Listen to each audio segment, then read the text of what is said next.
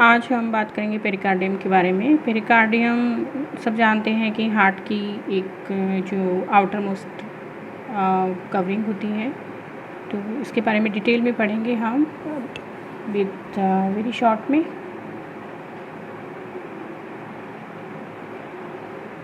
Pericardium क्या होता है? Pericardium is a double walled conical fibroserous. Double walled means इसकी जो वॉल होती है पेरिकार्डियम वो डबल वॉल्ट होती है। इसके मतलब इसमें 2 लेयर्स होते हैं। कॉनिकल, आप हार्ट को देखते हैं कि कॉन शेप में होती हैं, तो पेरिकार्डियम भी कॉन शेप में ही होगी। फाइब्रोसिरसिक, ये फाइब्रस और सिरक जैसा एक इसका अपीयरेंस फॉर्मेशन होता है आफ्टर कवरिंग द हार्ट। और ये हार्ट एंड जो root of the great vessels होती हैं उसको वो अपने में इनक्लोज करती है। हम यहाँ पे क्लियरली देख पा रहे हैं कि जो हार्ट है उसके चारों ओर तो ये कवर कर ही रही है, लेकिन हार्ट से जो निकलने वाले कुछ ग्रेट वेसल्स है, कुछ हार्ट में आने वाली कुछ ग्रेट वेसल्स है, तो जो वो पार्ट है जो हार्ट से बिल्कुल अटैच है, तो जिन्हें हम बोलते हैं root of the great vessels, वो उसको भी अडर करती है। ठीक है, फिर हम जा रहे हैं कि स्ट्रक्चर ऑफ पेरिकार्डियम। पेरिकार्डियम का स्ट्रक्चर क्या है? पेरिकार्डियम 2 लेयर्स से बना हुआ होता है। जो सबसे बाहर का जो लेयर होता है उसको फाइब्रस पेरिकार्डियम कहते हैं, और जो अंदर का लेयर होता है उसे हम सीरस पेरिकार्डियम कहते हैं। अब अगेन जो सीरस पेरिकार्डियम होता है अगेन 2 पार्ट्स में डिवाइडेड होता है। उसमें अगेन 2 लेयर्स होते हैं, parietal layer and visceral layer. जो पेराइटल लेयर होता है वो बाहर की तरफ होगा, इनर लेयर अंदर की तरफ होगा। पेराइटल लेयर बाहर की तरफ मीन्स फाइबर लेयर से अडर होगा, और जो विसरल लेयर है जो अंदर की तरफ हार्ट से ये अडर होगा। यहाँ इस हम पिक्चर में क्लियरली इमेजिन कर रहे हैं। आप देखिए यहाँ पे ये जो फाइब्रस लेयर है और ये हमारे पास सीरस जो लेयर है उसके दोनों पार्ट्स हैं, दोनों भाग हैं। जैसे ये हमारे जो पेराइटल लेयर है, जो फाइब्रस जो लेयर आउटर मोस्ट उससे अटैच्ड है, उससे अटैच है, और जो विसरल लेयर है जो हार्ट के वॉल से अटैच्ड है। इसलिए हम जब हार्ट्स की वॉल के बारे में बात करते हैं तो सबसे बाहर का जो लेयर आता है हम उसको एपिकार्डियम बोलते हैं। वो एपिकार्डियम कुछ और नहीं होता, बस यही सीरस जो लेयर है उसका विसरल लेयर ही होता है। तो हम यहाँ पे हार्ट की वॉल्स को भी देख सकते हैं क्लियरली। यहाँ पे ये हमारा एपिकार्डियम है जो कि एक्चुअल में सीरस लेयर का ही विसरल लेयर है, और ये हमारा मायोकार्डियम और ये हमारा एंडोकार्डियम। हमने ये देखा कि ये जो फर्स्ट ये वाला पिक्चर, इसमें हमने देखा जो हमारा पेराइटल लेयर है और जो हमारा ये विसरल लेयर है, इन दोनों के बीच में एक स्पेस होता है जिन्हें हम बोलते हैं पेरिकार्डियल स्पेस। और जो पेरिकार्डियल स्पेस जिन्हें हम कैविटी भी बोल सकते हैं, तो पेरिकार्डियल कैविटी और ये दोनों के बीच जो पेराइटल एंड विसरल प्लूरा है उनके बीच में एक स्पेस होता है, और इसमें पेराइटल फ्लूइड होता है जिसको सीरस फ्लूइड होता है जो, और ये लगभग 50 ml के करीब होता है। इसको जो काम है इसका जो हार्ट को है बाहर से शॉक वगैरह आदि से इसको प्रोटेक्ट करना है, और एक लुब्रिकेशन इसको प्रोवाइड करती है। अब हम देखते हैं कि इसके कंटेंट्स क्या हैं। हार्ट के जो भी चीज़ें हैं इसकी अपनी वेसल्स होती हैं नॉर्मली, एंड नाउस ये इसके कंटेंट्स हैं। तो हार्ट है ही, क्यों हार्ट तो मेजर पोर्शन है पेरिकार्डियम के कंटेंट में, क्योंकि मेजर जो ये कवर करती हैं बहुत बड़े जो पोर्शन में पेरिकार्डियम कवर कर रही है हार्ट को ही कवर कर रही है। फिर उससे निकलने वाली जो वेसल्स हैं जिसको हम रूट बोल रहे हैं, जो बिगनिंग है किसी का और किसी का टर्मिनेशन है। तो ascending aorta, superior vena cava, inferior vena cava जो बाहर से ब्लड लेके आती है और जो हमारे राइट एट्रियम में खुलती है, तो यह यहाँ का इसका टर्मिनेशन होगा। पल्मोनरी ट्रंक, पल्मोनरी वेन्स, ये इसकी जो बिगनिंग है और इसका टर्मिनेशन है।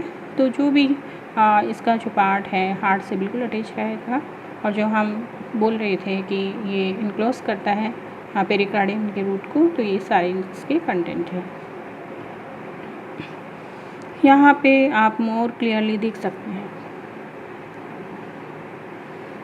यहाँ पे हम बहुत कंटेंट को आसानी से देख सकते हैं। यहाँ पे हमारा ये जो हमारा असेंडिंग अरोटा है यहाँ पे, और यहाँ पे हमारा पल्मोनरी ट्रंक है यहाँ पे, और ये superior vena cava, inferior vena cava और पल्मोनरी वेन्स, इनको ये कवर कर रही है पेरिकार्डियम। तो हमारे कंटेंट हमें दिखाई दे रहे हैं इस पोर्शन में, तो they are these are contents. Next हम जाएंगे कि क्या सप्लाई क्या है इसकी, आर्टरियल सप्लाई क्या है। तो नॉर्मली क्या होता है, जो फाइब्रस पेरिकार्डियम होता है वो हम सुन रहे हैं कि पेराइटल लेयर जो होता है सिरस पेरिकार्डियम का, तो उससे ये अटैच्ड रहता है, इसलिए जो भी इसका जो सप्लाई होगा, आर्टरियल सप्लाई होगा, वो दोनों की सेम रहेगी। तो इसका होगा internal thoracic artery, musculophrenic artery, descending thoracic aorta. ये 3 वेसल्स हैं जो कि आर्टरियल सप्लाई करती हैं ये दोनों को ही। अब अगेन हम देखते हैं कि विसरल लेयर, हमने देखा कि विसरल लेयर हार्ट से अटैच रहता है, तो हार्ट की जो भी सप्लाई होगी सेम सप्लाई विसरल लेयर की होगी। अब हम नर्व की सप्लाई क्या है, क्या नर्व इनर्वेशन है। तो फाइब्रस पेरिकार्डियम और पेराइटल लेयर है जो एक लेयर की तरह काम कर रही है यहाँ पे, वहाँ फ्रेनिक नर्व इसको सप्लाई करती है, इसका nerve root C3, C4, C5 है। ये पर्टिकुलर जो पार्ट में जाते हैं सुप्राक्लेविकल रीजन में, अगर पेरिकार्डिटिस होता है यहाँ पे, अगर पेरिकार्डियम का इन्फेक्शन होता है, तो अगर यहाँ का पेन, क्योंकि ये नर्व रूट यहाँ से पेरिकार्डियम तक इसको नर्व सप्लाई करती है, इसलिए वहाँ पे अगर कोई इन्फेक्शन होगा या किसी भी रीजन से कोई भी पेन होगा तो रेफरिंग करेगा यहाँ पे सुप्राक्लेविकुलर रीजन, क्योंकि ये नर्व रूट यहाँ से ओरिजिनेट होती है और यहाँ इस रीजन को भी सप्लाई करती है। तो पेरिकार्डियम में होने वाला कोई भी पेन यहाँ तक रेफर कर सकता है। और सोमेटिक नर्व्स है जो पेन सेंसिटिव होता है। अब हम बात करें विसरल लेयर की, वेगस नर्व इसको सप्लाई करती हैं। हमने पढ़ा था सिम्पैथेटिक जो चेन है उसके सर्विकल थोरेसिक गैंग्लियन है, यहाँ से निकले वाले जो भी ब्रांचेज है ये विसरल लेयर को इसको नर्व सप्लाई करती है। ऑटोनोमिक नर्व्स हैं, पेन इंसेंसिटिव होती है। अब सबसे इम्पॉर्टेंट पार्ट है साइनसेस ऑफ पेरिकार्डियम। हमारे जो हार्ट में है 2 टाइप के साइनसेस होते हैं, एक है ट्रांसवर्स साइनस और दूसरा है ऑब्लिक साइनस। साइनसेस होते क्या हैं, ये स्पेस होता है जो पेराइटल एंड विसरल पेरिकार्डियम के बीच में होता है, और हम अब ये देखेंगे कहाँ पे होता है, ट्रांसवर्स साइनसेस एंड जो ट्रांसवर्सली ये प्लेस्ड होता है।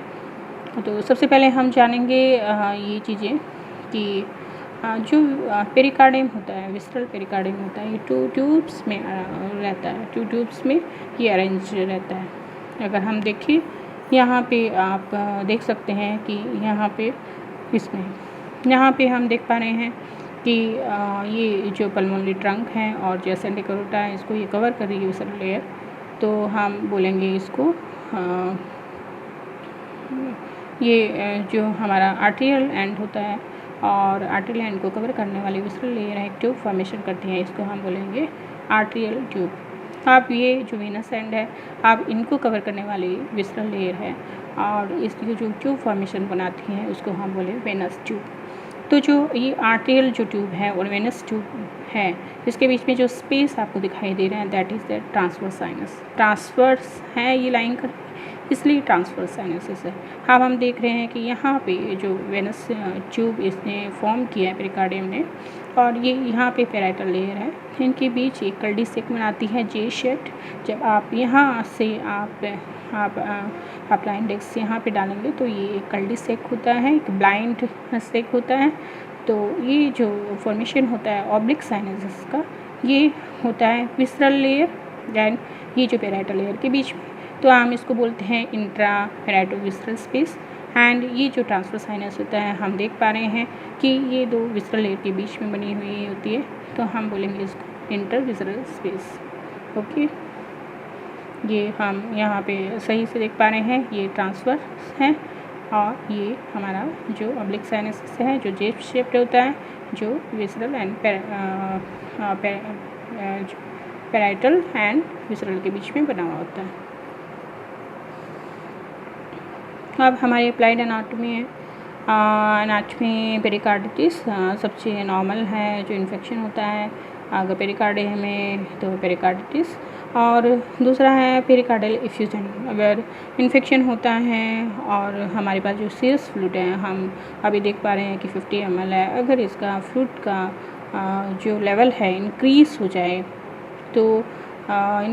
जाए तो ये यहाँ पे आप देख पा रहे हैं कि अगर इंक्रीज़ हो जाए तो ये प्रेशर फॉर्मेशन करती हैं जो नेगेटिव इफ़ेक्ट डालती हैं कार्डियक फंक्शन में।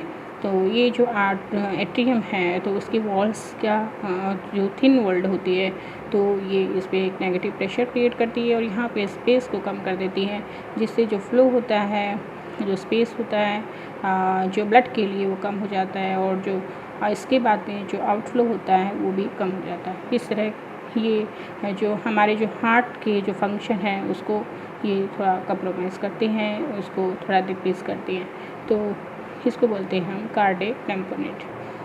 दूसरा हम जब भी फ्यूज़न होता है तो हम पेरिकार्डियोसेंटेसिस उसके थ्रू हम इसके जो फ्लूइड है हम उसको निकाल सकते हैं। और जो हम नीडल इंसर्ट करते हैं वो 5-6 इंटरकॉल स्पेस से हम नीडल इंसर्ट करके हम जो फ्लूइड है जो पेरिकार्डियल इफ्यूजन है हम उसको ड्रेन कर सकते हैं। दूसरा हम है जो स्टर्नम और जो स्टर्नल एंगल है, जो जिफॉइड एंड कोस्टल एंगल के बीच में जो कोस्टोस्टर्नल एंगल है लेफ़्ट साइड में, हम वहाँ से एक नीडल इंसर्ट करके हम जो फ्लूइड है एक्स्ट्रा हम उसको ड्रेन कर सकते हैं। अब तीसरा है पेरिकार्डियल फ्रिक्शन रब। हमने देखा कि जब भी इन्फ्लामेशन होता है इन्फेक्शन की वजह से, तब इन्फ्लामेटरी एक्जुडेट्स भी जो उस फ्लूइड में आ जाते हैं और फिर जो ये दोनों ही लेयर पे चिपक जाते हैं और फिर जब ये रब करते हैं तो एक काइंड ऑफ एक आवाज़ प्रोड्यूस करते हैं, एक साउंड प्रोड्यूस करते हैं और हम स्टेथोस्कोप से उस चीज़ को हम आसानी से सुन सकते हैं। कार्डियक टैम्पोनेट हमने अभी इस चीज़ का हमने हमने इसको पढ़ लिया है। ओके, सो ये ऑल जो थे पेरिकार्डियम के बारे में एक शॉर्ट में और आपका पूरा पेरिकार्डियम